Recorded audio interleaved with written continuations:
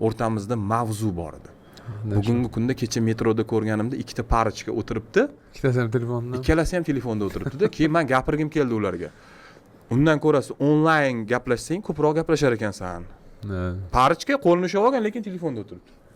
Onlayn bo'lsa ko'proq gaplashardi, offlayn gaplashmay qo'ydi. Naskолько telefonni sevib, oldidagini unutdi-da.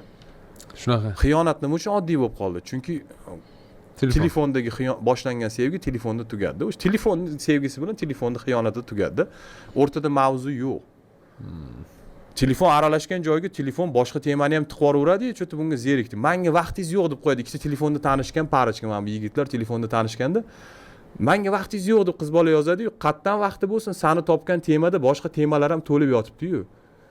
Qatdan vaqti bo'lsin. Seni ko'chadan topgani yo'q. Agar bu bo'lmaganda ko'chadan topganda hamma vaqt seniki edi. Через ma'ni topgandan keyin seni topib bergan telefon boshqani ham topib beraveradi. Bo'ldi. Tez yongan olov tez o'chadi. Mana qayerda основной narsa.